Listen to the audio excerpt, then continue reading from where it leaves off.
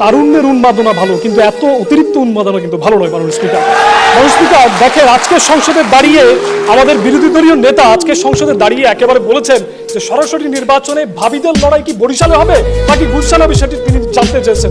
মাননীয় স্পিকার, ভাবিদের লড়াই না, এখানে আমাদের মায়েদের বোনেদের আমাদের মায়েদের বোনেদের লড়াই হবে। মাননীয় স্পিকার, আমাদের শিক্ষিত যোগ্য গ্রহণযোগ্য যারা গৃহবধূ রয়েছেন তাদের লড়াই হবে আজকের এই সংসদে। মাননীয় স্পিকার, এই সংসদে সংরক্ষিত আসনের মাধ্যমে ভাবিরা নয়, আমাদের শিক্ষিত মার্জিত ধার্মিক শ্রেণীর এবং দেশপ্রেমিক মায়েরা উঠে আসবেন, বোনেরা উঠে আসবেন। মাননীয় স্পিকার, দেখেন, আজকে তিনি হাসানুল হক ইনুর স্ত্রীর কথা বলেছেন, যিনি সংসদে সংরক্ষিত নারী আসনের কোটায় নির্বাচিত হয়েছেন। হ্যাঁ মাননীয় স্পিকার, আমরা এই কোটা বন্ধ করতে চাই, আমরা সংরক্ষিত আসনে সরাসরি নির্বাচন চাই। মাননীয় স্পিকার, তাহলে এই হাসানুল হক ইনুর স্ত্রীরা আর আসার সুযোগ পাবে না। মাননীয় স্পিকার, দেখেন, 33% নারী রাজনৈতিক দলে থাকার কথা তিনি আজকে বলেছেন সংসদে।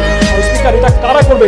এই নারীদেরই আবার সংসদে আসতে হবে সরাসরি নির্বাচনের মাধ্যমে, এবং তারাই আওয়াজ তুলে বলবে আমরা 33% নারীর অধিকার রাজনৈতিক দলে নিশ্চিত করতে চাই। মাননীয় স্পিকার, নারীর প্রভাবের দ্বার উন্মোচন করার কথা বলে গেছেন তিনি। কাজী নজরুল ইসলামকে আজকে স্মরণ করেছেন যে অর্ধেক তার করিয়েছে নারী, অর্ধেক তার নর। মাননীয় স্পিকার, আমরা এটা মানি যে অর্ধেক নারী করেছেন এবং অর্ধেক নরের অবদান, সেই নারীদের অবদানকে আমরা কখনো অস্বীকার করি না।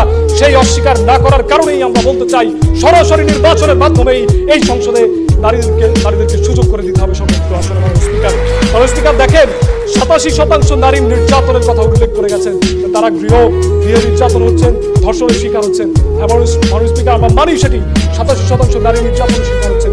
এই নারীদের নির্যাতন বন্ধের জন্য, এই নারীদের নির্যাতনের প্রতিরোধ করার জন্য মাননীয় স্পিকার, এই নারীদেরকে সামনে এগিয়ে নেওয়ার জন্য মাননীয় স্পিকার আমাদের প্রয়োজন সংরক্ষিত নারী আসনে সরাসরি নির্বাচনের নিশ্চিত করা এবং নারীর ক্ষমতায়ন নিশ্চিত করা, যাতে নারীরাই নারীদের প্রতি আওয়াজ তুলতে পারে। মাননীয় স্পিকার।